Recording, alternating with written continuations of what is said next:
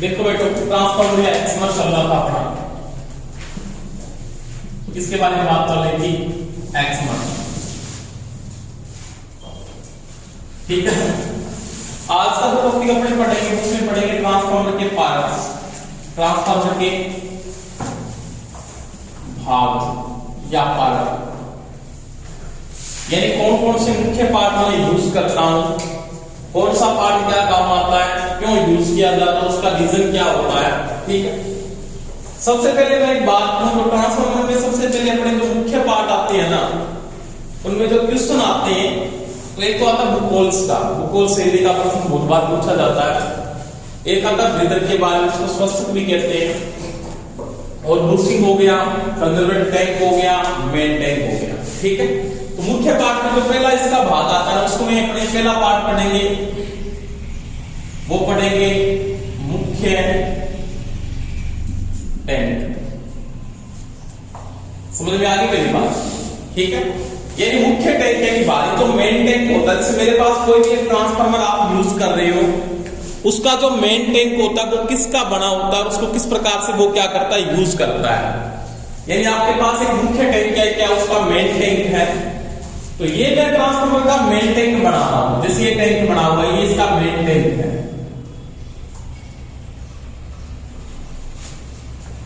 और सभी को पता है ये किसका बना होता है, ये होता है लोहे का। बाहरी को ये टैंक होता है, इसको मेन टैंक बोलते हैं, किसका बना होता है, लोहे का ही बना होता है। ठीक है, अब नॉर्मल सी बात है, मेन टैंक ये होता है, और मेन टैंक में अपने पास क्या होती है, वाइंडिंग होती है, और क्या होता है, ऑयल होता है। समझ में आ गई मेरी बात? दुनिया के ट्रांसफार्मर में मेन टैंक बना होता है, छोटे ट्रांसफार्मर आते हैं बिल्कुल भी उनमें ऑयल की मात्रा नहीं होती, परंतु जो मेन ट्रांसफार्मर आता है, मुख्य ट्रांसफार्मर होता है, उसमें ये जो इसका मेन टैंक होता है इसमें 100% ऑयल भरा होता है। ऑयल का स्तर क्या होता है इसके अंदर, 100% होता है, यानी इसमें जो ऑयल की मात्रा होती है ना वो 100% पाई जाती है। 100% ऑयल इसके अंदर क्या होता है, भरा होता है, यानी ये इसके अंदर क्या है, ऑयल है। अब पढ़ेंगे ऑयल का रीजन क्या है। इस टैंक में ऑयल का जो स्तर होता है, ऑयल का लेवल होता है, वो क्या होता है, 100% लेवल होता है। समझ में आ गई मेरी बात? दूसरी बात, इस भाग में अपने क्या स्थापित होगी, ट्रांसफार्मर की मान लीजिए इसके अंदर क्या है, कोर भी होती है। ये मान लीजिए ट्रांसफार्मर की आपके पास क्या है, कोर है।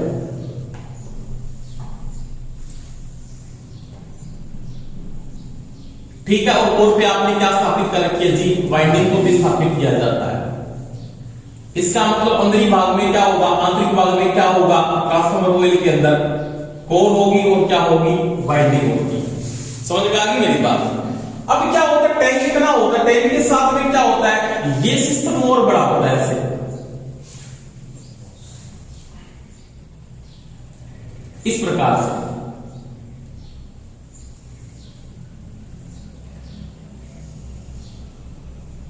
जिनको आप क्या बोलते हो, रेडिएटर कहते हो। क्या बोलते हो, रेडिएटर।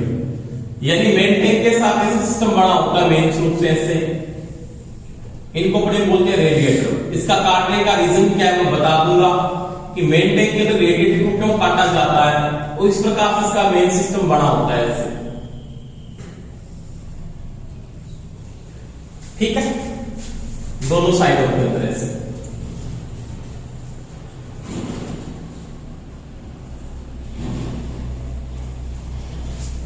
अब रेडिएटर में भी क्या रहता है, ऑयल रहता है, क्योंकि सिंपल बात है, इसका साथ इसका कनेक्शन है। क्या है, कनेक्शन है। तो इसमें भी क्या होगा, ऑयल होगा ऐसे, इसमें भी ऑयल चलता है इस प्रकार से।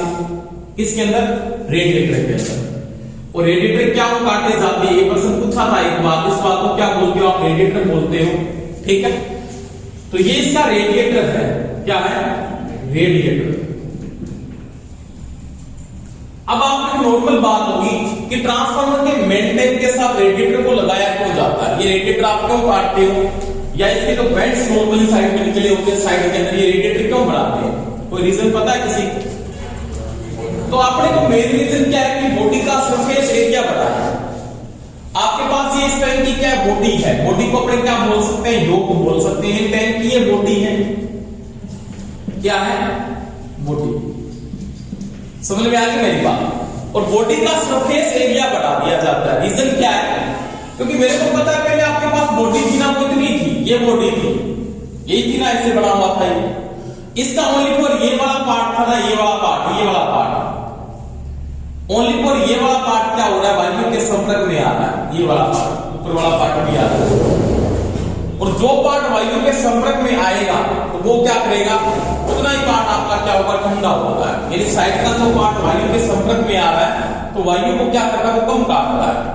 अब मैंने क्या किया, इसका बॉडी का सरफेस एरिया बढ़ाया है, क्योंकि मेरे को पता है ये पार्ट भी अब देखो वायु के संपर्क में आ रहा है, ये वाला पार्ट भी संपर्क में आ रहा है, पूरा का पूरा इधर वाला भी आ रहा है, ये भी पार्ट संपर्क में आ रहा है वायु की। समझ में आ गई मेरी बात। तो ये वाला पार्ट भी वायु की क्या है, बिल्कुल संपर्क में आ रहा है।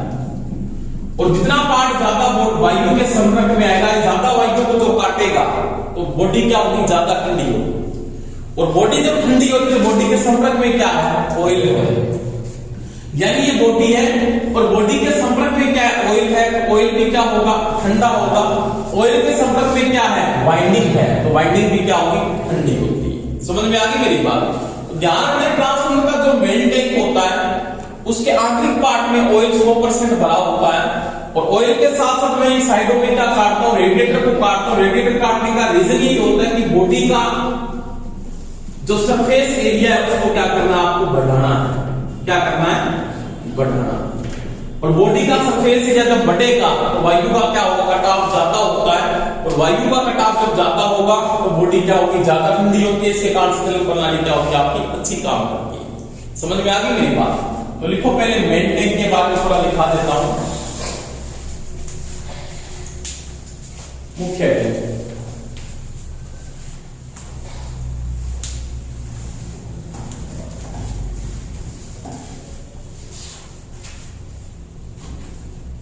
मुख्य टैंक के अंदर 100% ऑयल भरा रहता है।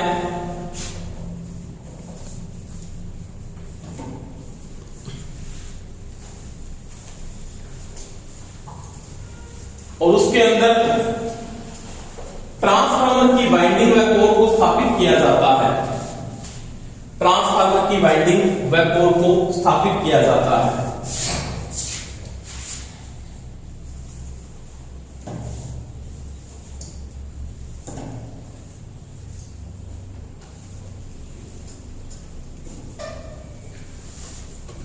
साथ में बॉडी के साथ रेडिएटर लगाए जाते हैं।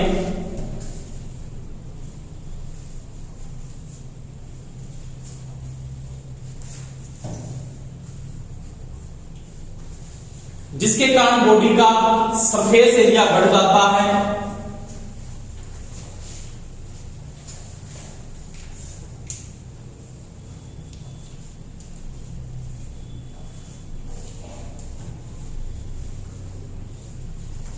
और शीतलन प्रणाली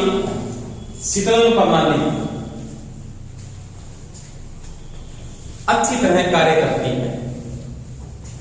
ठीक है, बस इतना ज्यादा बातें नहीं होंगे।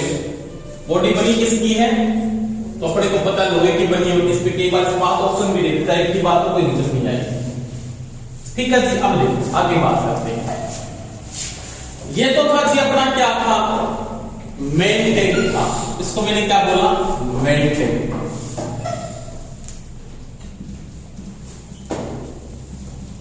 ये आपका मेन टैंक है। 2 नंबर इसमें एक पार्ट और आता है, छोटा टैंक आता है, जिसको अपने क्या बोलते हैं, कंजर्वेटर टैंक कहते हैं। क्या कहते हैं, कंजर्वेटर टैंक, या इसको सहयोगी टैंक भी कहा जाता है। एक की बात है, कंजर्वेटर टैंक हो गया या सहयोगी टैंक हो गया। ये छोटा टैंक होता है। और क्या होता है कि ये जो ट्रांसफार्मर है ना, इसके बिल्कुल ऊपरी भाग में यहां पे ऐसे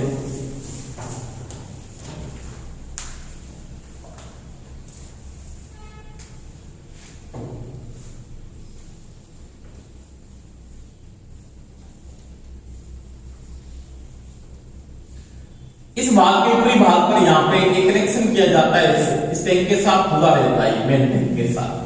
समझ में आ गई मेरी बात। इसको अपने बोलते हैं कंजर्वेटर टैंक। यहां पे साइड पे कांच का लगा होगा सिस्टम, ऐसे इसके साथ ऑयल का स्तर देखने के लिए ऐसे लगा होगा लेवल। समझ में आ गई।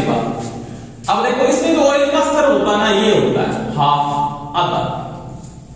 ये चीज का ध्यान रखना है कि कंजर्वेटिव टैंक में जो ऑयल का स्तर होता है ना, वो मुख्य टैंक के बराबर तो नहीं होता। मुख्य टैंक में 100% भरा रहता है। इसमें जो ऑयल का स्तर होता है वो 1/2 रहना चाहिए।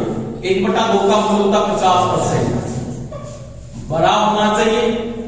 और 50% अगर भरा होगा तो 50% क्या होगा, खाली होगा। आप कंजर्वेटिव टैंक को लगाते क्यों, इसका रीजन क्या है, इसको क्यों लगाया? तो इसका मुख्य कारण क्या होता है कि जब ऑयल क्या होता है, गर्म होता है तो फैलता है। कोई चीज जब गर्म होगी तो उसको क्या होगा, फैलता है। अब मेरे को पता है ये तो 100% भरा हुआ है। अगर आपने यहां से इसको बंद कर रखा ऊपर से, तो आपको जब ऑयल गर्म होगा तो फैलेगा, तो उसको जगह चाहिए, नहीं तो जाएगा, नहीं तो आपका मेन टैंक क्या होता है, फट सकता है। तो वही बात है कि जब ऑयल क्या होता है, गर्म होकर फैलता है, तो उसको क्या करेगा, स्थान देता है। अब जो ऑयल बाद में क्या होगा, ठंडा होता है, तो क्या होगा, ऑयल सिकुड़ता है। उसको क्या होगा, ऑयल की बाद में क्या करनी पड़ेगी, पूर्ति करनी पड़ेगी। समझ में आ गई मेरी बात? यानी ऑयल की जो पूर्ति करता है या ऑयल को जो स्थान दे रहा है वो कौन दे रहा है, कंजर्वेटिव टैंक दे रहा है। तो ये गर्म होने के बाद से गर्म क्यों हुआ, आपको पता है जब लोड बढ़ेगा ना, क्या बढ़ेगा, लोड बढ़ेगा। तो ऑयल गर्म क्यों हो रहा है, गर्म होने का रीजन अलग अलग है। गर्म नहीं हो रहा तो गर्म का मतलब ये हो सकता है आपका लोड बढ़ता है। और नॉर्मल बात है, जब आपका लोड बढ़ेगा ना, तो आपने एक चीज को बढ़ा था, कॉपर लॉस, ये बढ़ता है लोड के साथ। क्या बढ़ता है, कॉपर लॉस लोड के साथ बढ़ता है। लॉस तो फिक्स है, शून्य लोड से लोड तक क्या रहता है, समान रहता है। तो वही बात है कि आपका कॉपर लॉस बढ़ता है। कॉपर लॉस होता है ना, वो किस में कन्वर्ट होता है, सभी को पता है। कॉपर लॉस किस में कन्वर्ट होता है, हीट में कन्वर्ट होता है। इसमें कन्वर्ट होता है, उष्मा में कन्वर्ट होता है। उसके कारण से आपकी क्या बढ़ेगी, हीट बढ़ेगी। और जैसे उष्मा बढ़ेगी तो मेरे को पता ऑयल क्या होगा, फैलता है और बाद में क्या होता है, सिकुड़ता है। यानी ऑयल की पूर्ति करता है और ऑयल को क्या प्रदान कर रहा है, स्थान प्रदान करता है। कौन प्रदान करता है, कंजर्वेटिव टैंक, जो मेन टैंक के ऊपर लगा होता है। और हमेशा इसमें ऑयल का स्तर कितना होता है, 1/2, यानी क्या होना चाहिए, हाफ होना चाहिए। कोई दिक्कत है यहाँ, लिखो 2 नंबर कंजर्वेटिव टैंक। सहयोगी टैंक के नाम से भी जाना जाता है।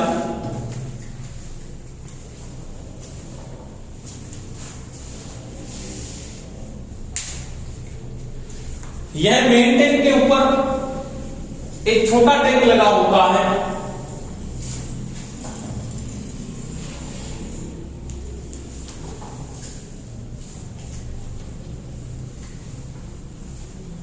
जिसे कंजर्वेटिव टैंक, संरक्षण टैंक भी कहते हैं इसको। कंजर्वेटिव टैंक या संरक्षण टैंक भी कहा जाता है।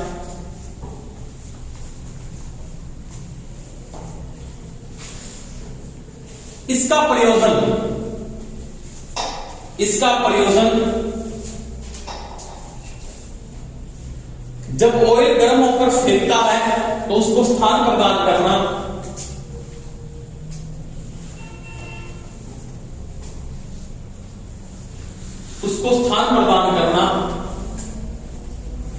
वह ऑयल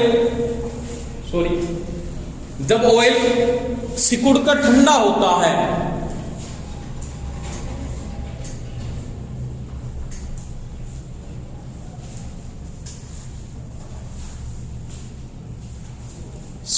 ठंडा होता है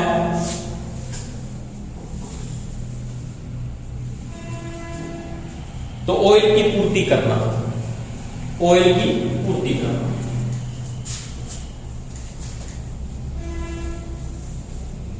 ठीक है जी, कोई दिक्कत नहीं, बस बिल्कुल सिंपल है।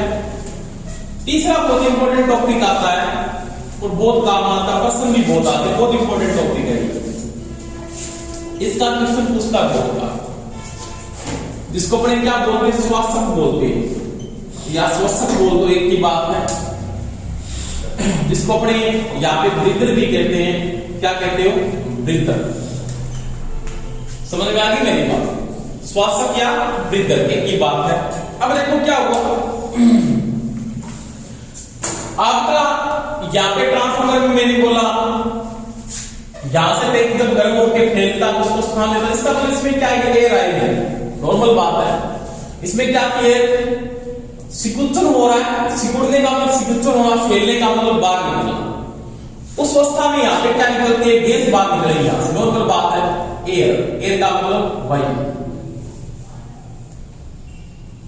और उस वायु को निकलने के लिए बाहर जगह से सांस लेना पड़ेगा। अगर आप किसी भी चीज में पानी को निकालना चाहते हो ना बाहर, एक बार होता ना पड़े कि गिलास को आपने ऐसे रख लिया, वो निकलता नहीं, पानी से छोड़ दोगे तो भी वो नीचे कहीं गिरता है, उसमें तो गैस हम पकड़ लेते हैं उस चीज को। समझ में आ गई बात? आपका जब तक नहीं छूट पाएगा तब तक यहाँ से कोई गैस अंदर प्रवेश नहीं करती है। वही बात, तेल तब नीचे आएगा जब यहाँ से कोई गैस को प्रवेश करे, सांस लेगा तो ये चीज नीचे आ सकती है, नहीं तो ये नीचे नहीं आ सकता। समझ में आ गई मेरी बात? तो ये श्वसन क्या है, सांस लेना है। सांस का मतलब क्या होता है कि जब ऑयल फैला गर्म होके तो यहां से तो गैस थी, उसको क्या निकलना पड़ेगा, बाहर निकलना पड़ेगा। जब ये ठंडा होकर सिकुड़ता है तो गैस क्या होगी, अंदर प्रवेश करेगी। तो वो क्या बोलते हैं, उसमें श्वसन बोलते हैं। क्या बोलते हैं उसको, श्वसन बोलते हैं, या उसको क्या बोलते हैं, वृद्धि बोलते हैं। और ये वृद्धि का मेन प्रयोजन होता है, अब देखो ब्रीदर में इसका जो मेन प्रयोजन है ना ब्रीदर का, ब्रीदर को क्यों लगा रहे हैं, तो ब्रीदर पहली बात लगा कहां पे, कंजर्वेटिव टैंक के बिल्कुल ऊपर लगता है, मेन टैंक पे नहीं लगता। कहां पे लगता है, कंजर्वेटिव टैंक के ऊपर लगता है। इसमें थोड़ा सा पहले श्वास के बारे में,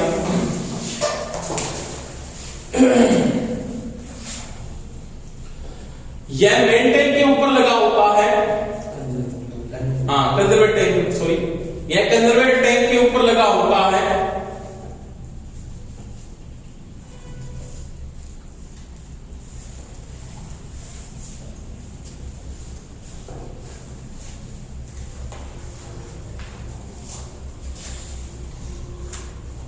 जिसका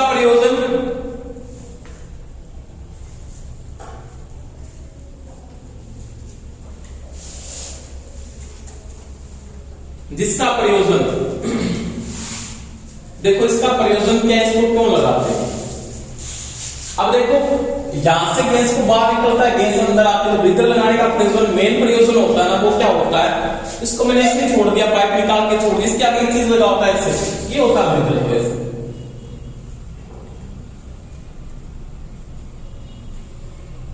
ये है ब्रीदर में, क्या है ब्रीदर। इसके आगे से चिकित्सा भी होता है, बता दूंगा क्या प्रयोजन होता है। इसका प्रयोजन क्या, नमी को रोकना है। तो गैस बाहर निकले तो कोई समस्या नहीं है, गैस अंदर जाएगी तो समस्या है, क्योंकि आपके पास क्या ब्रीदर जो सांस ले रहा है, श्वसन का काम कर रहा है। यानी तेल क्या गर्म होते जब फैलता है, गर्म होकर क्या करता है, फैलता है। कौन फैलता है गर्म होकर, ऑयल गर्म होकर जब फैलता है तो क्या करता है, गैस क्या जाएगी बाहर, किससे जाएगी, ब्रीदर से। और ऑयल जब ठंडा होकर सिकुड़ता है तब गैस क्या जाएगी अंदर। गैस का मतलब यहां पे ओनली फिर बात करेंगे किसकी, एयर। एयर का मतलब क्या होती है, वायु। अंदर वायु है, इसका मतलब गैस ही मानो, किसी प्रकार की तो गैस है ही वो। यानी वातावरण में भी गैस है ना, से नाइट्रोजन कितने परसेंट, ऑक्सीजन कितने परसेंट है, कार्बन डाइऑक्साइड कितने परसेंट है, वो अलग अलग मात्रा में पाए, सबसे ज्यादा कौन से, नाइट्रोजन। अब देखो ये सिकुड़ता फैलता है, अब ये क्या हुआ, जैसे अंदर जा रही है तो मेरे को पता है ये जो एयर है ना तो अंदर जाती है, तो एयर में क्या होता है, मॉइस्चराइज होता है। मॉइस्चराइज का मतलब क्या होता है, नमी होती है। क्या होती है जी, नमी। अगर ये नमी इसके अंदर प्रवेश कर गई, किसमें प्रवेश कर गई, ट्रांसफार्मर के अंदर, तो ये किसको सबसे पहले नुकसान पहुंचाएगी, ऑयल को, क्योंकि आपने जो ऑयल लगा रखा है, नमी डाल रखा है ना। ट्रांसफार्मर ऑयल का प्रयोजन, दो प्रयोजन होते हैं, बहुत इंपॉर्टेंट आता है, पूछ लेता हूं, ट्रांसफार्मर में ऑयल क्यों डालते हैं, क्यों डालते हैं। आपको कोई ये पूछ लेता है कि मेरे ट्रांसफार्मर में ऑयल डाला है, ऑयल किस जगह, पानी डाल दूं, डाल सकते क्या पानी, क्यों नहीं डाल सकते, क्यों, पानी ऊंचा लो तो लगभग मेरा चल रहा है। अगर आपके पास आसूद जल है ना, वो ये आसूद जल होता है, मिनरल वाटर, ये दूध का क्या ऊंचा लगा कभी चालक नहीं होता। आसूद जल दूध का क्या होता है, ऊंचा लगता, चालक नहीं होता। मिनरल वाटर होना चाहिए, समझ में आ गई। मैंने इसके अंदर पानी डाल दिया, आसूद जल डालते, बैटरी में डालते हैं आसूद जल, आंसू चल जाते हैं वो चालक को 10 लीटर शॉर्ट हो जाती है, होती क्यों नहीं फिर? कभी दिमाग में बात आई क्या कि आपके पास पॉजिटिव प्लेट है नेगेटिव प्लेट, आप बहुत बार पानी डालते हो नहीं डालते? पर तो पानी तब डालते हो ना, पानी में आप क्या करते हो, आपको नॉर्मल तो मिनरल वाटर आपके पास होना चाहिए, वो डालना चाहिए, या बरसात का पानी होता है वो मिनरल वाटर ही होता है एक प्रकार से, वो डाल सकते हो, ठीक है। कुएं और नल का पानी नहीं डाल सकते, उसमें अम्लीय पदार्थ शामिल हो जाते हैं, उनको नहीं यूज किया जाता, कुएं और नल का पानी नहीं डालना चाहिए। दूसरी बात, अगर पानी नॉर्मल तो आप क्या करते हो, पहले पानी को गर्म करते हो, बाद उसको ठंडा करके उसको भी डाल सकते हो, गर्म करने के बाद उसकी एसिडिटी वो क्या होती है, नष्ट हो जाती है, यही करते हो ना। आपने बैटरी में आंसू जल डाल दिया, पानी डाल, इसमें लिखा आंसू जल, ये मिनरल वाटर डालना, आपने डाल दिया ना। मिनरल वाटर वो नहीं आप पीने में यूज करते कि 2-20 रुपए बोतल आप डालते, वो नहीं, मिनरल वाटर अलग कंडीशन वो अलग ही आता हो, ठीक है, वो ओनली फॉर इसके लिए यूज होता पानी की तरह, कोई दिक्कत नहीं आती। आपने बैटरी में डाला, बैटरी में पॉजिटिव और नेगेटिव प्लेटें वो स्फोट क्यों नहीं हो रही?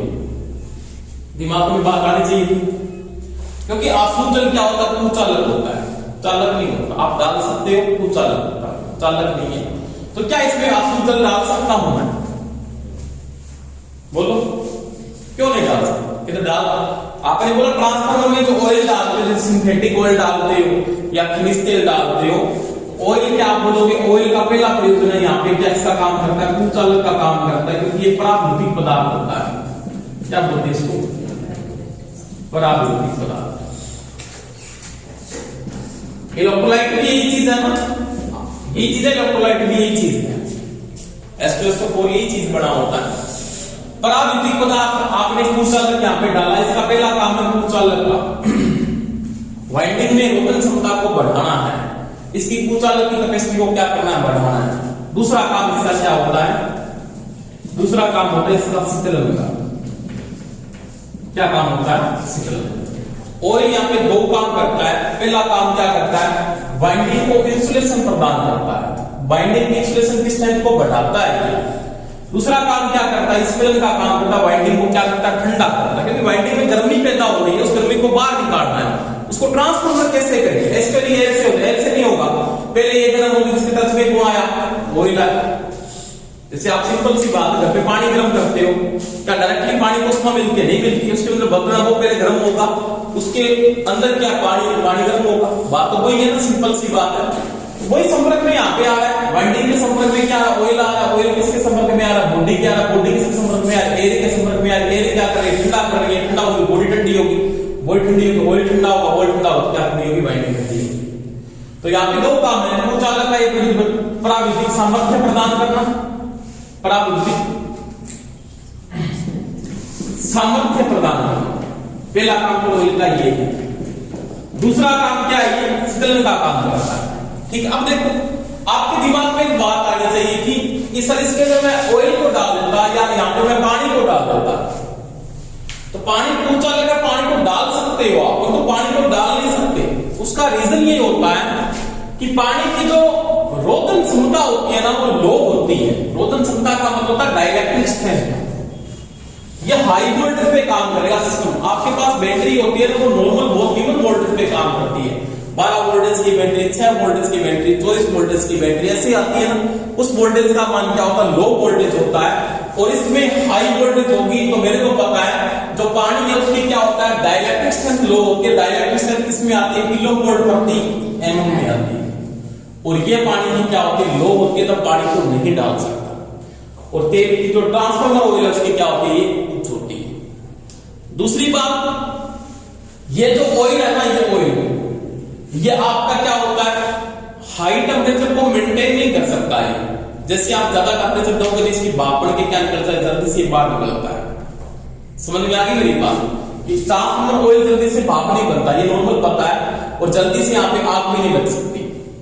हीट को जो मेंटेन कर सकता है, हीट का संचालन ये जल्दी से कर सकता है, इसकी बजाय पानी की बजाय। तो मैं ज्यादा किसको यूज करता हूँ, ट्रांसफार्मर ऑयल को डालता हूँ। और उसका मेन इंपॉर्टेंट रीजन होता है किलो वोल्ट प्रति एम, इसके डायरेक्ट स्ट्रेंथ का मान क्या होता है, कुछ होता है। कोई दिक्कत है यहाँ पे। अब देखो मैंने ब्रीदर को डाल दिया, ब्रीदर का मेन काम क्या है, श्वसन यानी सांस लेना। सांस के समय ये क्या करता है, नमी को रोकता है। इसका मेन प्रयोजन ये होता है कि ब्रीदर क्या काम करता है, तो ये बहुत बार प्रश्न आता है कि ब्रीदर का क्या कार्य है, तो नमी को क्या करना है, रोकना है। यानी तो मैं ब्रीदर को यूज कर रहा हूं ना, किसको यूज कर रहा हूं, ब्रीदर, या उसको क्या बोलते हो आप समझ सकते, एक ही बात है ब्रीदर।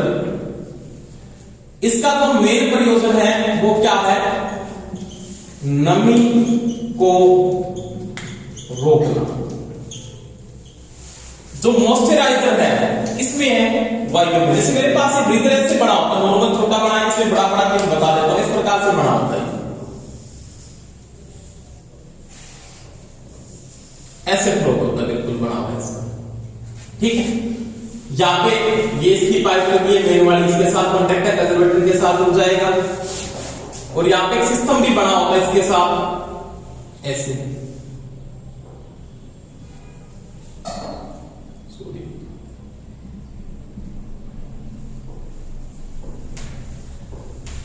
इसमें यहाँ पे एक कांच का डायाफ्राम लगा होता है, और यहाँ पे क्या डाली जाती है, सिलिका जेल, जिसके बारे में पढ़ेंगे पूरा का पूरा सिस्टम।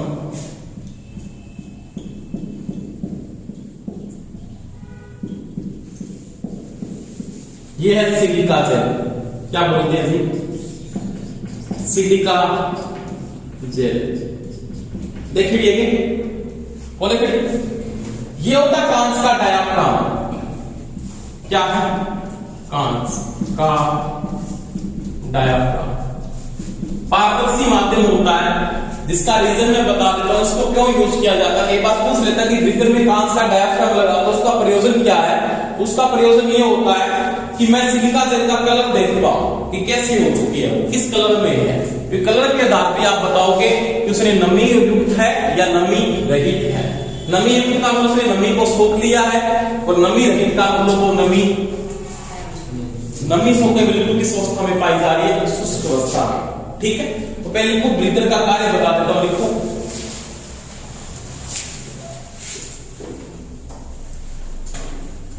ब्रीदर का मुख्य प्रयोजन नमी को रोकना है,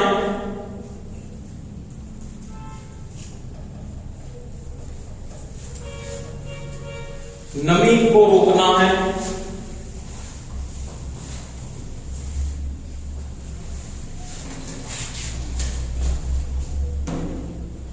जिसके अंदर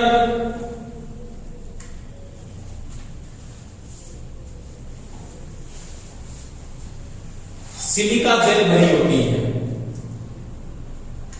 जिसके अंदर सिलिका जेल भरी होती है।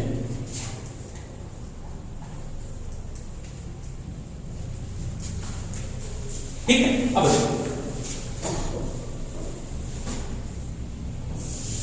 एक यहां पे चीज और लगी होती है, कभी आप नोट करोगे ना, ठीक है। तो यहां पे लगी होती है एक ऑयल सील्ड, क्या लगी होती है, ऑयल सील्ड, नाम सुना सभी।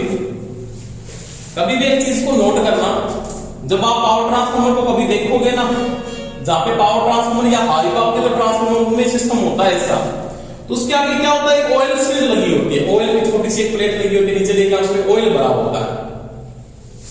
अब ये जो ऑयल सील्ड है ना, इसका क्या प्रयोजन है, इसके आगे ऑयल क्यों लगाते हैं।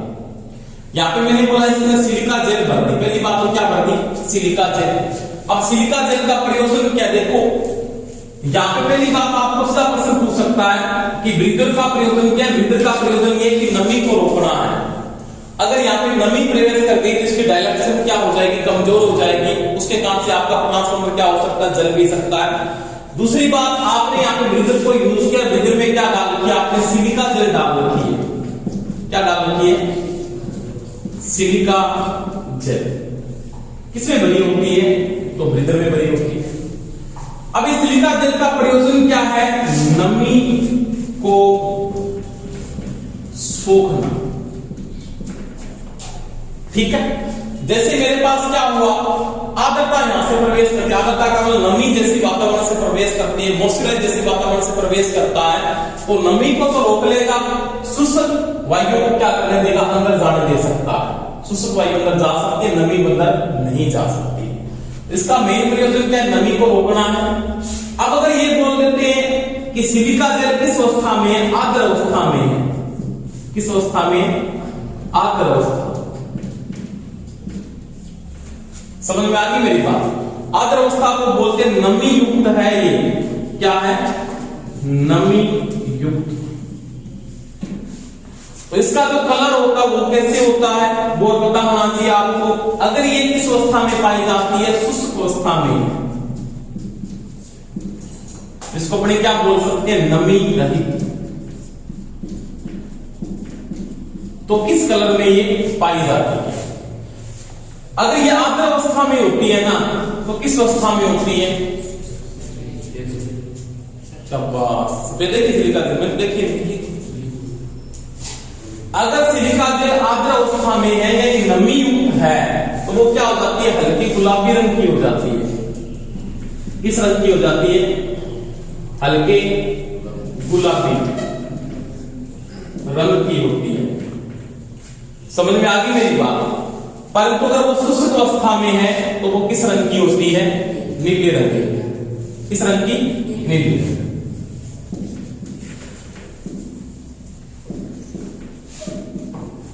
ये चीज का ध्यान रखना। समझ में आ गई बात मेरी? तो लिख लो इसे थोड़ा सा नई लाइन से लिखोगे।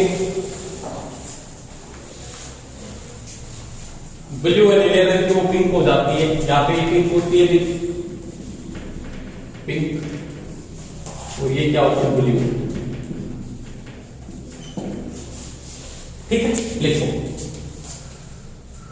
ब्रीदर में सिलिका जेल बनी होती है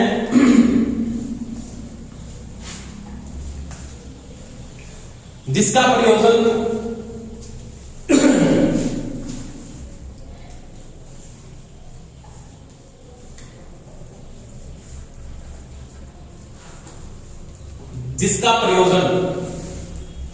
नमी को रोकना है।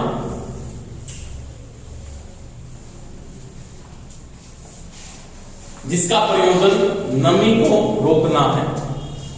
ठीक है, अब एक लोग सिलिका जेल का रंग कैसा होता है? आर्द्र अवस्था में या नमी युक्त अवस्था में हल्के गुलाबी रंग की या पिंक हो जाती है, और जब शुष्क होती है या नमी रहित होती है तो वो नीले रंग की होती है।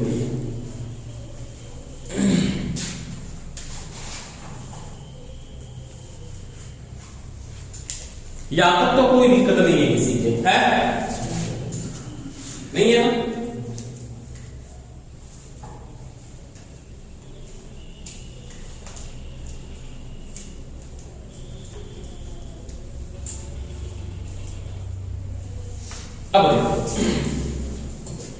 अब ब्रीदर के आगे क्या लगा होता है? ऑयल सीड लगा हुआ है।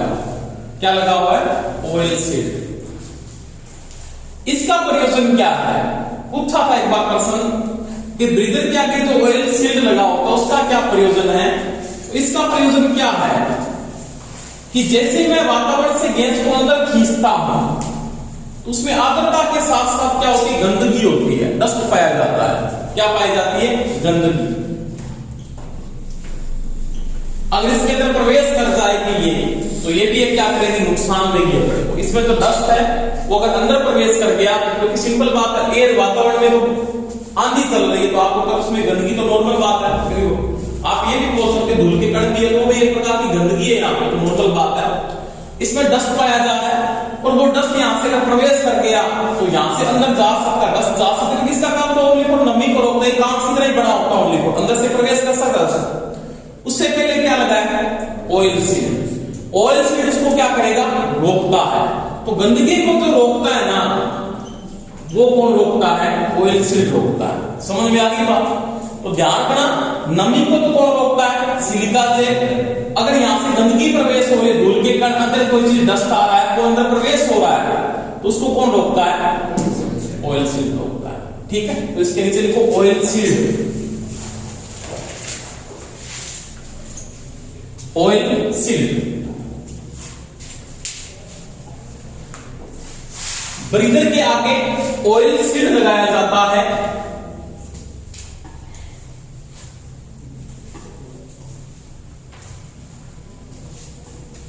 जिसका प्रयोजन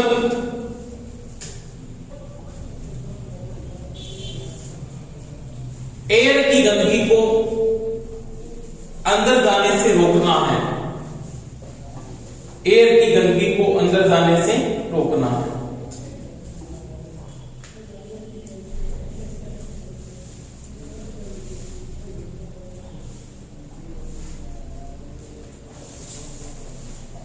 ठीक है, अब देखो इतनी बात समझ में आ गई सभी। अब क्या हुआ कि सिलिका जेल है ना नमी युक्त है, इस अवस्था में नमी युक्त हो गई। आपने नोट कर लिया कि कांच के डायफ्राम में आपने देखा किसका जो कलर है वो हल्के गुलाबी रंग की हो चुकी। आपकी बुक में कहीं उल्टा बुक दिया है, कहीं पे की बुक में भी एक बार उल्टा दिया हुआ है।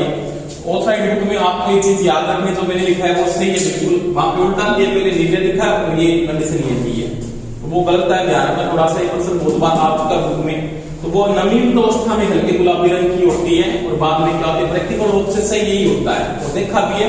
ट्रांसफार्मर कभी आप देखो ना तो इसी कंडीशन में हमेशा ही पाई जाती है, नॉर्मल बात देख लेना। ठीक है, इस कंडीशन में हमेशा ही नीले रंग की पहले होती है, नमी युक्त अवस्था में हल्के गुलाबी रंग की ये बाद में हो जाती है। ये चीज का थोड़ा ध्यान रखना।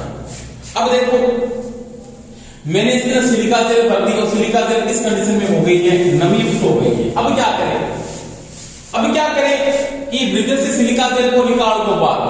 क्या निकाले, नीचे से खुल जाता पूरा सिस्टम ब्रीदर का। इसको खोलकर सिलिका जेल को बाहर निकालें, इसको धूप में सुखा दें।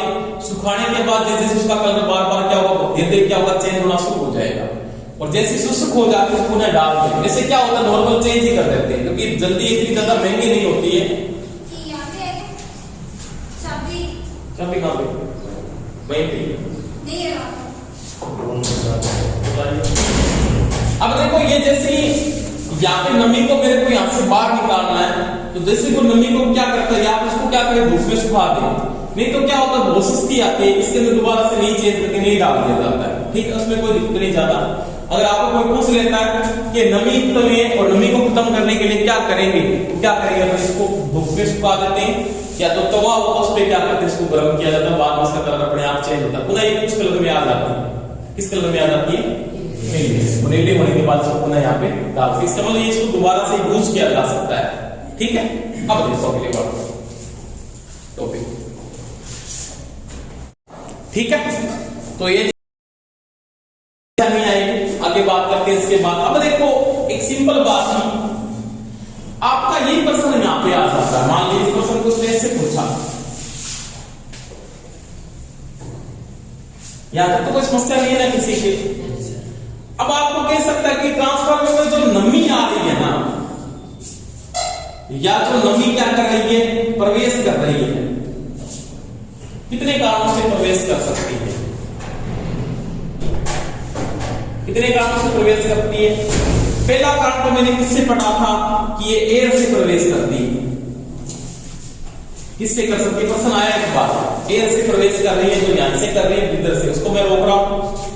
दूसरा बात और किसके कारण से कर सकती है, कोई भी गोस्टेड आपका क्या हो सकता है, लीकेज हो गया, आपने कोई रबड़ी लगा रखी है, कहीं पे लगा रखी है, जैसे आपका आउटलेट होगा, इनलेट होगा, या कोई बुशिंग की रबड़ी डाल रखी है, आपका कोई ना कोई गोस्टेड अगर लीकेज है तो वहां पे भी नमी आपको प्रवेश कर सकती है। समझ में आ गई। आपका कोई भी गोस्टेड है, अगर वो कहीं से आपने जो कॉन्टेक्ट बना रखा है, गोस्टेड के ऊपर हमेशा रबड़ी की होती है, देखे ना कभी भी, चाहे आपका इनलेट चाहे आउटलेट ऑयल डालने वाला, चाहे आउट ऑयल बाहर निकालने वाला है, वहां पे हमेशा रबड़ी लगी है। अगर वो रबड़ी वहां से लीकेज हो रही है तो वहां पे भी आपकी नमी क्या कर सकती है, प्रवेश कर सकती है। समझ में आ गई मेरी बात। यानी पहला कारण तो क्या हो सकता है, एयर से हो सकता है, तीसरा कारण गैसेट से हो सकता है, तीसरा कारण इसका क्या हो सकता है, हीट से हो सकता है। ठीक है, कि ज्यादा ये गर्म हो रहा है उससे भी नमी आ सकती है। कैसे कि जैसे ज्यादा गर्म होगा तो ऑयल में मान लीजिए पहले थोड़ी बहुत नमी है, तो वैसे नमी बढ़ सकती है उसके अंदर। तो ये चीज अगर गर्म हो रही है तो मैंने नॉर्मल पता होगा, सबसे पहले उसमें पानी बाहर निकलेगा। अगर आप कोई चीज सिंपल में बात करूं, अगर आपके पास सरसों का ऑयल आपने यूज किया है, ठीक है, आप उस ऑयल के अंदर अगर पानी है और उसको गर्म करोगे तो क्या होगा, पानी सबसे पहले क्या करेगा, बाहर निकलने का प्रयास करता है। कई बार पूरा उबलता हुआ तेल में अगर पानी डालो तो क्या लगती है, आग लग जाती है। नॉर्मल कंडीशन में ये देखा होगा आपने, देखा कि नहीं देखा, कड़क को चलता देखो कभी कि नहीं, लगाओ पानी, हाँ वो का देखते रहते। वही कारण होता है, इसमें पानी डालने में हीट हो जाता है। पानी क्या होता है, नॉर्मल टेम्परेचर पे तो आग लग जाती है वहां पे, क्योंकि पानी में क्या पाई जाती है, ऑक्सीजन। और आग लगने के लिए तीन चीजें चाहिए, ईंधन चाहिए, और क्या चाहिए, उष्मा चाहिए, और तीसरा क्या चाहिए, ऑक्सीजन चाहिए। तो ईंधन क्या है, ऑयल खुद ईंधन है, ऑयल क्या खुद ईंधन है, कोई प्रकार का ऑयल है वो ईंधन है एक प्रकार। दूसरी बात हीट उसके अंदर आपने गर्म कर रखा है, और तीसरा आपने क्या डाल दिया, आपने पानी डालकर, पानी में किसकी मात्रा है, ऑक्सीजन है, तो क्या लगेगी अपने आप आग लग सकती है। उसका रीजन ये होता है आग लगने का, इस कारण से वो आग लगती है वहां। ठीक है, तो वही बात है, तीन कारण है, ये नोट कर लेना। नमी प्रवेश करने के मुख्य तीन कारण है। कोई भी आपको रोस्टेड लीकेज है, या कोई क्या है हीटिंग ज्यादा हो रही है, या क्या है एयर से भी हो सकती है। ठीक है, हाई टेम्परेचर जिसको बोल सकते हो आप, जहां पे क्या कह सकते हो आप, हाई टेम्परेचर, कि ज्यादा तापमान वातावरण का भी हो गया, मान लिया वो भी प्रवेश हो सकते हैं। समझ में आ गई मेरी बात। तो हाई टेम्परेचर का हीटेड हो सकता है, और रोस्टेड कोई भी लीकेज है या एयर से, तीन कारण हो सकते हैं।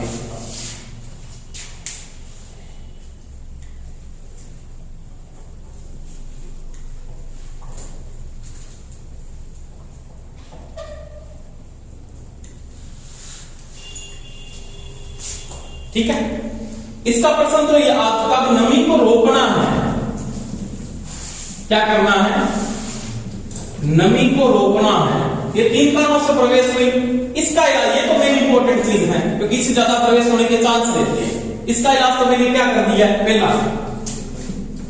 ब्रीदर, ये इंपॉर्टेंट है, इस पर पढ़ना ज्यादा पसंद, का इलाज और का नहीं आएगा। तो लिखो नमी को रोकने के उपाय।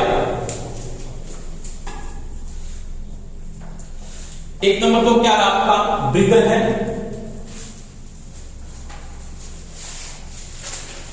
दो नंबर क्या लिख सकते हो, उचित रबर डायाफ्राम का यूज करें, उचित रबर डायाफ्राम का आप उपयोग करें। उसके बाद क्या लिख सकते हो, गैस किट का उपयोग करें। गैस किट तो हीट को मेंटेन करेगा, इसके लिए यूज किया जाएगा गैस किट का उपयोग करें।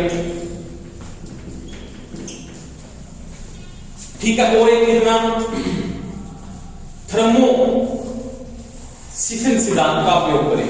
थर्मोसिफन हीटिंग के लिए यूज होता है, थर्मोसिफन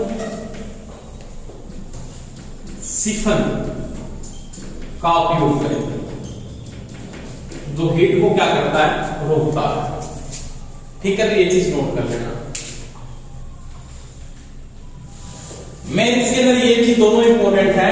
ब्रीदर इसके बारे में आपने पढ़ लिया है, ये ज्यादा यूज होता है, और इसके मेन कारण जो नमी प्रवेश करने का होता है वो एयर होता है। तो ये प्रश्न पिछली बार पूछा था कि नमी प्रवेश करने का मुख्य प्रयोजन क्या क्या हो सकते हैं, तो बहुत से बच्चों ने ये बोला एयर हो सकता है। एयर के साथ ये भी हो सकता है कि गोई पोस्टेड आपका अगर लीकेज है तो भी प्रवेश कर सकती है नमी, और ह्यूमिडिटी के कारण या हाई टेम्परेचर के कारण से भी हो सकता है। ठीक है, कोई दिक्कत नहीं आता इसके बारे में। तो ये था ब्रीदर, ये बहुत इंपॉर्टेंट है, इसका प्रश्न भी आने वाला है। इसके बाद आगे बात करते हैं।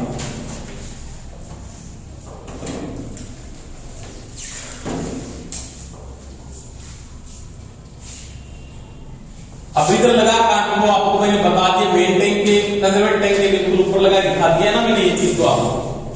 इसके बाद अगले वाला जो पार्ट आपका ना उसमें आता है बुकोल्स रिले, बहुत इंपॉर्टेंट है ये भी। बुकोल्स रिले पहली बात ये तो लगभग लगी होती है ना, ये लगी होती है पावर ट्रांसफार्मर के अंदर। बुकोल्स रिले लगभग किस पे लगती है, जो पावर के ट्रांसफार्मर आते हैं उनमें ज्यादा यूज होती है, जिसमें क्या होता है लगभग ऑयल भरा होता है, कि जो पावर ट्रांसफार्मर है उनमें ज्यादा इसको यूज किया जाता है। बुकोल्स रिले को डिस्ट्रीब्यूशन ट्रांसफार्मर में बहुत कम यूज करती है। तो जो पावर ट्रांसफार्मर आते हैं जैसे जीएसएस के अंदर लगा हुआ उसमें लगे जो बुकोल्स रिले। दो तीन पर्सन आएंगे इसके अंदर। पहली बात है कि बुकोल्स रिले लगी कहां पे होती है, इसका कहां पे यूज होता है, लगती कहां पे, तो देखो ये लगती यहां पे इस कंडीशन में, इस पार्ट के अंदर।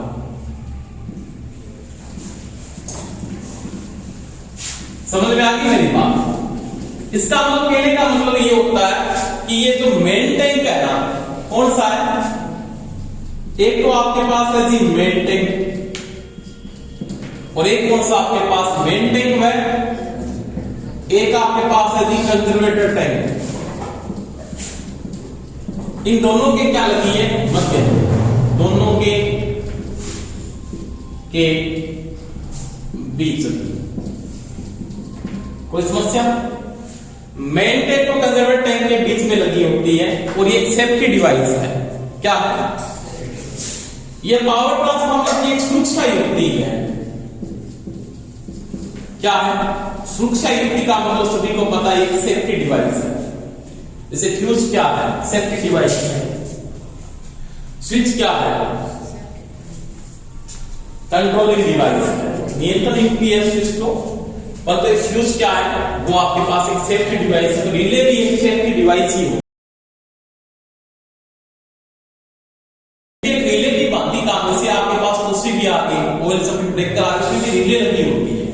ओवरलोड रिले होगी, समझ में आ गई?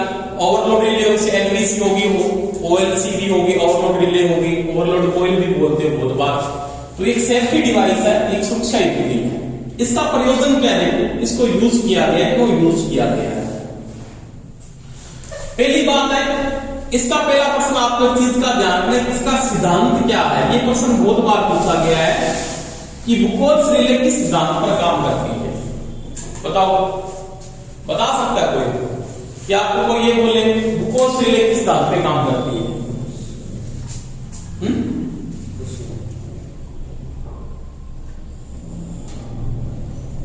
बोलो, नहीं पता, शाबाश। बुकोल्स रिले जो काम करती है ना, वो करती है गेन्स के सिद्धांत पर। किस सिद्धांत पे काम करती है? गेन्स के सिद्धांत पर। ठीक है, ये चीज का आप ध्यान रखना है, कैसे काम करती है। और बुकोल्स रिले में एक स्विच काम आता है। स्विच का मतलब कुंजी। ये प्रश्न भी एक बार पूछ लिया था कि बुकोल्स रिले में कौन से स्विच लगे होते हैं। इसमें लगे होते हैं कौन से स्विच? इसमें मर्करी स्विच काम आते हैं। कौन से काम आते हैं?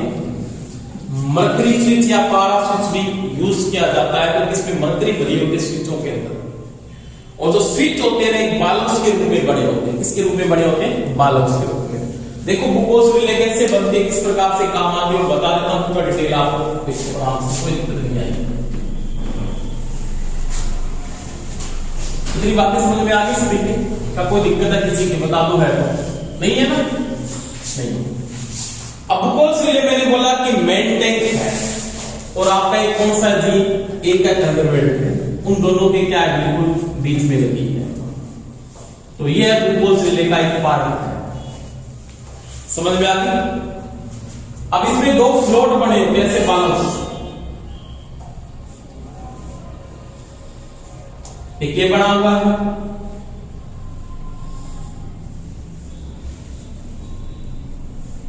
एक ये बना हुआ है। ठीक है जी। अब देखो इसमें जो ऑयल होगा ना, आपके पास यहाँ पे भी जो ऑयल का स्तर होगा ना, वो 100% ही होगा ना।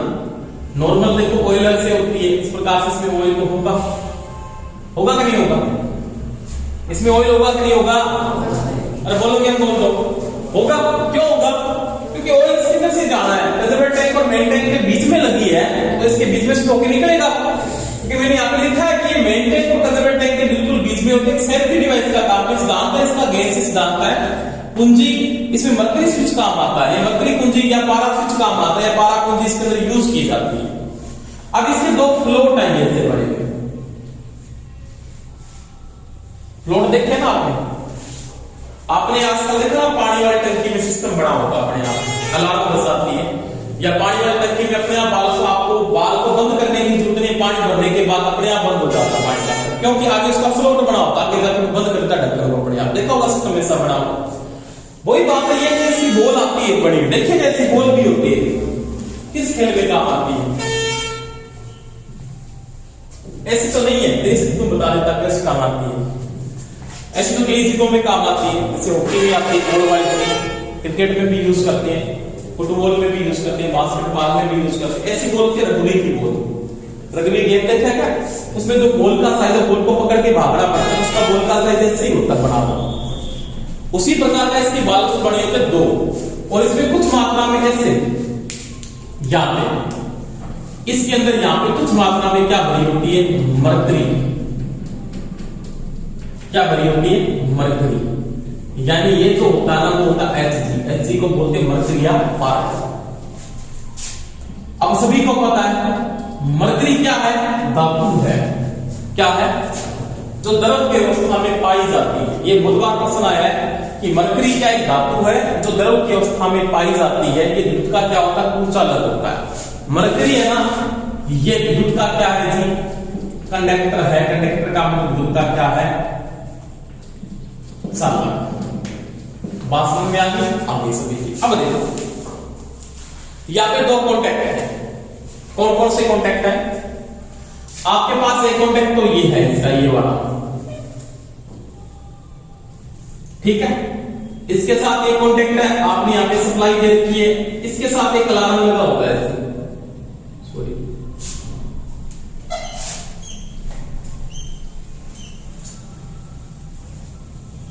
ये क्या है, अलार्म।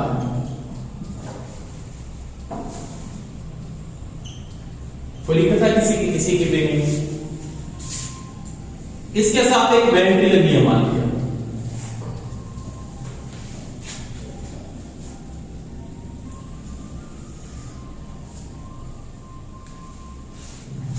ये फ्लोट ऊपर का फ्लोट है। कौन सा फ्लोट है, ऊपर का फ्लोट है। यहां पे समझ में आ गई मेरी बात। ये फ्लोट नंबर आप क्या मान सकते हो, एक मान सकते हो। ये फ्लोट नंबर क्या मान सकते हो, दो मान सकते हो। अब देखो पहले वाले ऊपर वाले फ्लोट की मैं बात करता हूं कैसे यूज होती है। जैसे ट्रांसफार्मर आपका ओवरलोड होता है, ये कब काम करते हैं, सेफ्टी डिवाइस कब काम करती है, या तो ओवरलोड में काम करेगी। सेफ्टी डिवाइस का ये प्रयोजन होता है। तो इसका जो यूज कर रहा हूं वो किसके लिए कर रहा हूं, सेफ्टी डिवाइस के लिए यूज कर रहा हूं। सेफ्टी डिवाइस कब काम करेगी, या तो ओवरलोड में करेगी, या तो काम करेगी, ये काम करेगी शॉर्ट सर्किट। किसमें काम करेगी, शॉर्ट सर्किट। दो कंडीशन। ओवरलोड का मतलब अति भार, क्या होता है, अति भार। यानी सेफ्टी डिवाइस जो काम करती है वो या तो करती है जी अति भार में काम, या काम करती है जी लघु विपद में काम। किसमें, लघु विपद। दो प्रयोजन। पहला प्रयोजन देखो, मैंने क्या किया, ट्रांसफार्मर ओवरलोड कंडीशन में चला गया। इसमें चला गया ओवरलोड।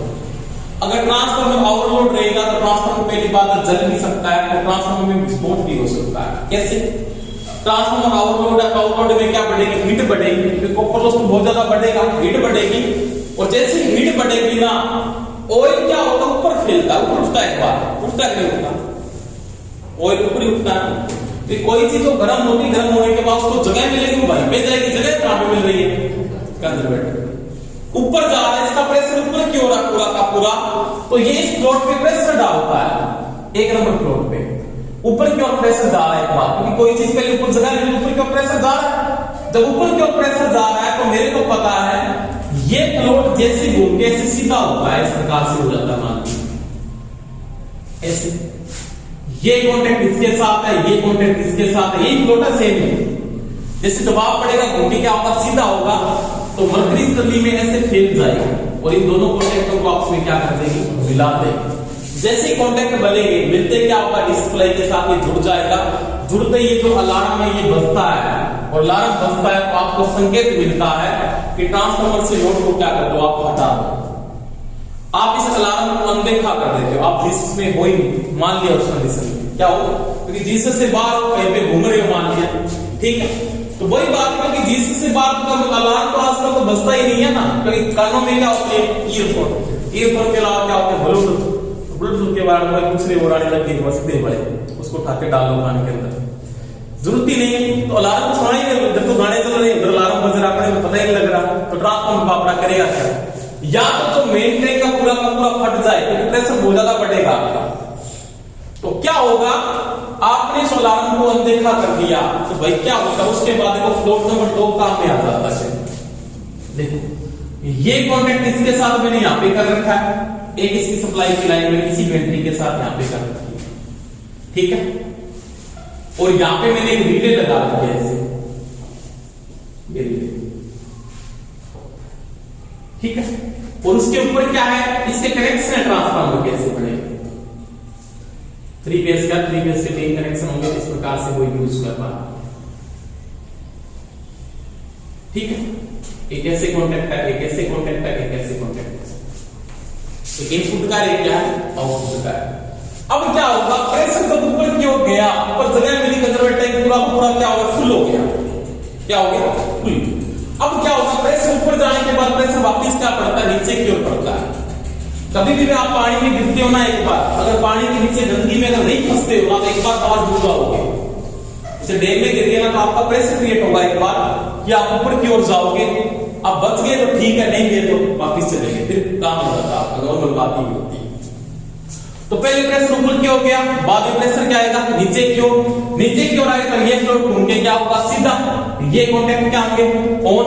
रिले को सप्लाई मिलेगी, रिले किस पे काम करती है, चुंबकीय सिद्धांत पे यहाँ पे ये काम करेगी। और जैसे ये इसका कॉन्टेक्ट ऑन होगा, इसमें मैग्नेट बनेगा, ये प्लंजर को क्या करेगी, नीचे खींच लेगी और कॉन्टेक्ट यहां से तीनों के तीनों क्या होंगे, टूट जाएंगे। ये कॉन्टेक्ट इधर से हो जाएगा, नीचे टूट के आपका ट्रांसफार्मर क्या हो जाएगा, सप्लाई क्या होगी, बंद। आप उधर क्या सोचते थे, आप एकदम उठोगे तो क्या देखोगे यार, लाइट बंद होगी। अब लाइट बंद होने के बाद आप ट्रांसफार्मर को दोबारा से स्टार्ट नहीं कर सकते पड़े आप जाके स्विच लगा के देखिए ट्रांसफार्मर ऑन है, ट्रांसफार्मर बंद कैसे। आपने 335 के फ्यूज देखे, 132 के फ्यूज देखे, फिर भी ट्रांसफार्मर आपका ऑन नहीं होगा।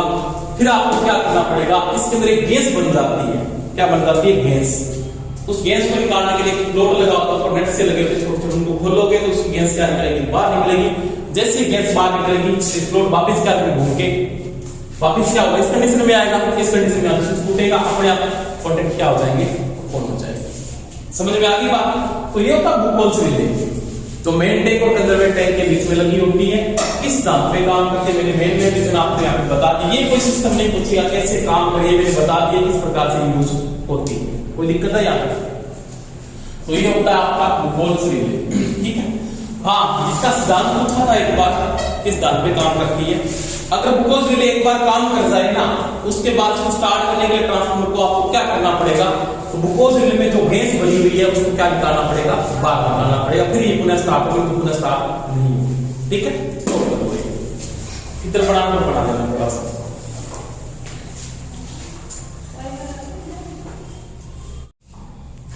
ठीक है, तो ये थोड़ा सा नोट कर लेना, गैस दाब इस दाब पे काम करती है।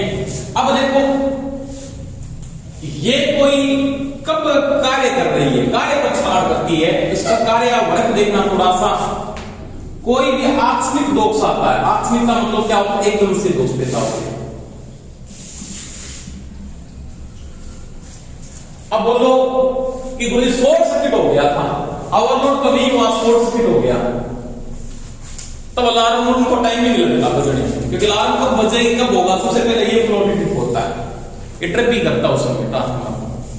क्योंकि आप ये चीज को नोट करेंगे ना कि बुकोल्स रिले क्या कर रही है, सुरक्षा वृत्ति के रूप में काम कर। आप सिर्फ दोस्तों में एकदम से फाल्ट आया, शॉर्ट सर्किट हो गया मान लिया, अब अलार्म मुझे आपने अनदेखा किया, फिर फ्लोट नीचे वाला ट्रिप को, इतने में तो सब कुछ जल जाएगा ना। उस समय आपको आकस्मिक दोष में यही काम करेगी, 2 नंबर स्टेप में ये तुरंत प्रभाव से क्या करेगा, इसको ट्रिप भी करवाएगा। ठीक है, इसमें कोई दिक्कत नहीं, आगे चलो। ठीक है, नोट हो गया स्पीकर। इसके बाद नेक्स्ट टॉपिक आता है इसमें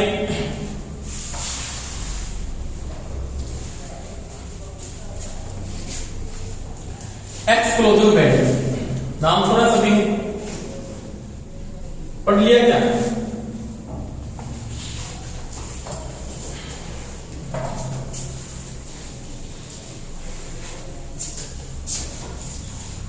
अगले वाला पार्ट है एक्सप्लोजन बेड। एक्सप्लोजन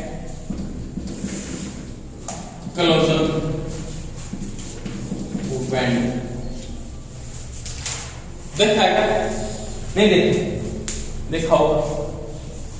आपके पास ये ट्रांसफार्मर है, क्या है जी? ये ट्रांसफार्मर है, इसके ऊपर एक सिस्टम लगा होता है ऐसे, ये वाला पार्ट, और कंजर्वेटर से हमेशा इसकी हाइट थोड़ी सी ऊपर की जाती है। देखा है क्या? नहीं देखा? ऐसे पाइप सा लगा होता है, ऐसा लगा होता है नॉर्मल। इसके आगे का डायाफ्राम होता है कांच का, ऐसे इसका आगे का डायाफ्राम किसका होता है? ये होता है कांच का डायाफ्राम।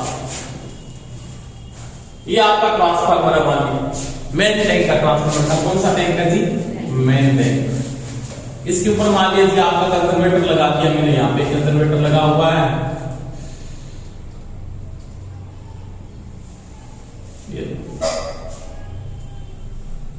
ये लगा हुआ है। इसके ऊपर मान लीजिए मीटर लगा हुआ, ठीक है, ये मैंने करवा दिया। इसके नीचे वो आपका है सिस्टम। अब क्या हुआ, फॉल्ट आ गया, आने के बाद बुकोल्स ने काम ही नहीं किया। किसने काम नहीं किया? बुकोल्स ने काम नहीं कर पाया, इससे आपकी डिवाइस फेल हो गई। समझ में आ गई? आपने जो तरकीब बनाई थी वो आपकी फेल हो जाती है, फिर भी आपके पास एक इलाज बचता है। अब फेल होगी तो क्या करेंगे? फेल होगी तो इसका मतलब आप सेफ्टी डिवाइस पे काम कर सकते हो। आप किसको लगा सकते हो? एक्सप्लोजन वेंट लगा हुआ है, एक्सप्लोजन वेंट है।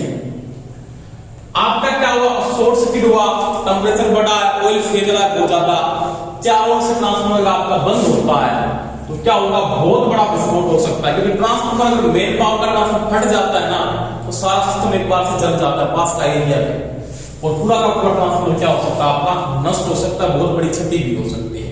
तो वो क्या करता है? इलाज करता है कि जैसे गैस का प्रेशर बढ़ा, प्रेशर कैसे लगेगा? बाहर की ओर लगेगा नहीं लगेगा? लगेगा नहीं लगेगा? सबसे पहले फेल कौन होगा? जो क्लास में सबसे क्या है? कमजोर है, वही फेल होगा ना सबसे पहले। ये कहते किसी को फेल करना, फेल किसको कर सकता हूं? जो सबसे कमजोर है। तो यहाँ पे फेल वही होगा जो सबसे कमजोर क्षमता रखता है, जिसकी तनन क्षमता सबसे कम है। और मेरे को पता है प्रेशर यहाँ पे इधर भी गया और बाकी प्रेशर कहां पे डाल रहा है? कांच पर। और कांच की जो तनन क्षमता होती है ना, क्या होती है? तनन क्षमता ये बिल्कुल क्या होती है? कम होती है। किसकी बजाय? लोहे की बजाय।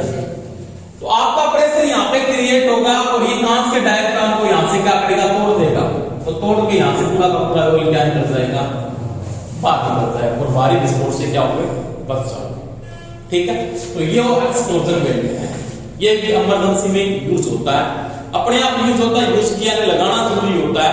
कि पावर ट्रांसफार्मर में लगा तो नॉर्मल ट्रांसफार्मर में नहीं लगता है, कि पावर ट्रांसफार्मर में एक्सप्लोजन वेंट यहाँ पे लगाया। इसका प्रयोजन ये होता है कि इमरजेंसी में अगर बुकोल से काम नहीं करती है तो ट्रांसफार्मर में एक बहुत बड़ा विस्फोट हो सकता है। उस समय ऑयल क्या करता है? हाई प्रेशर के साथ कांच के डायफ्राम को तोड़कर यहाँ से ऑयल बाहर निकल जाता है और यहाँ पे विस्फोट से आप बच सकते हैं। ठीक है, देखो एक्सप्लोजन वेंट।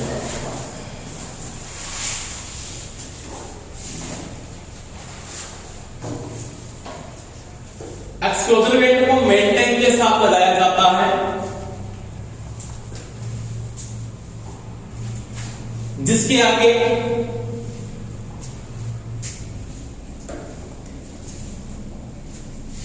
एक कांच का डायफ्राम लगा होता है।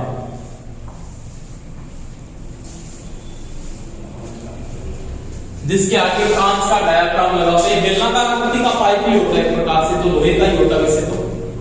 जिसके आगे कांच का डायफ्राम लगा होता है। कोई भी आकस्मिक दोष यानी इमरजेंसी फॉल्ट, कोई भी आकस्मिक दोष के दौरान अगर बुकोल्स रिले कार्य नहीं कर पाती है, बुकोल्स रिले कार्य नहीं कर पाती है,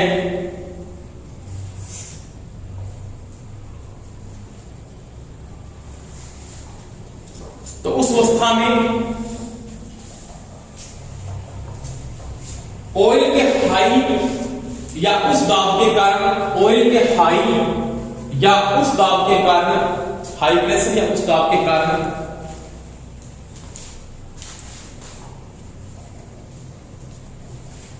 ट्रांसफार्मर पूरा का पूरा फट सकता है।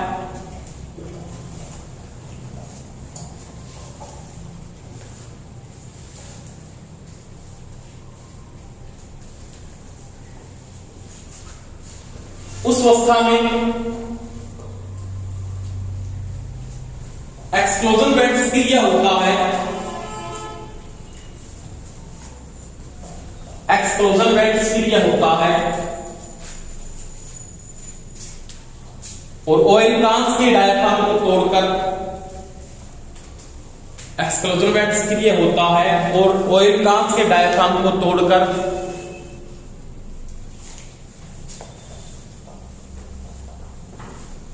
बाहर निकल जाता है और विस्फोट से बच जाते हैं। ठीक है जी, तो ये थे इसके मुख्य पार्ट। इसके बाद एक चीज और करवा देता हूं, छोटा सा वो है बुशिंग।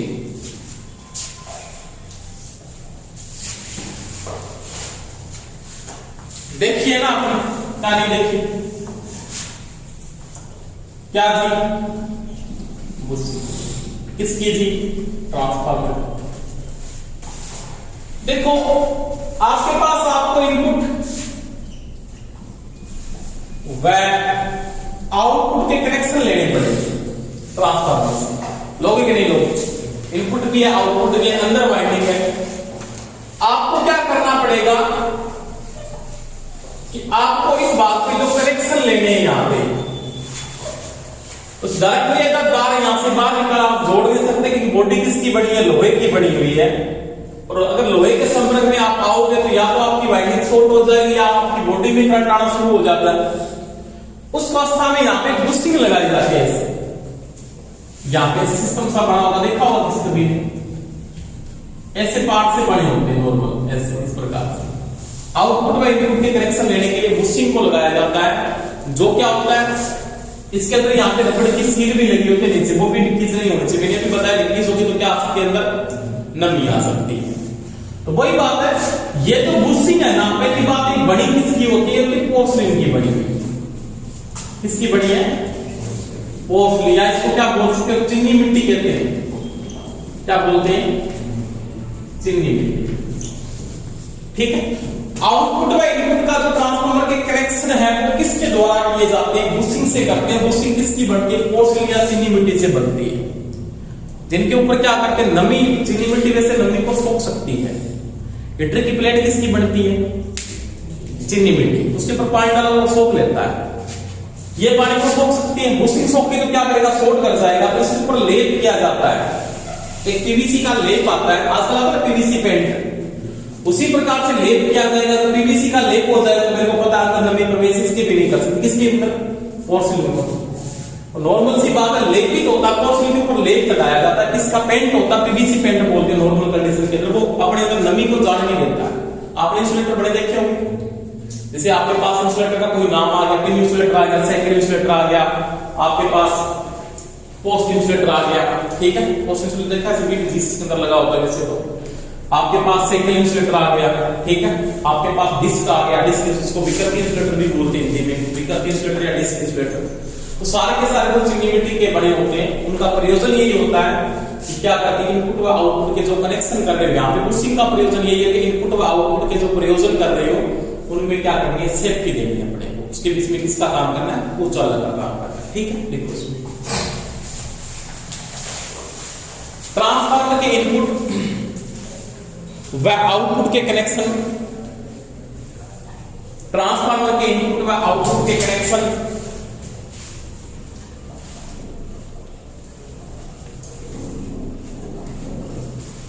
के बीच कुचालक का कार्य बुशिंग करती है। आउटपुट व इनपुट के कनेक्शन के बीच में कुचालक का कार्य बुशिंग करती है, जो चीनी मिट्टी या पोर्सलिन से बनी होती है। ठीक है।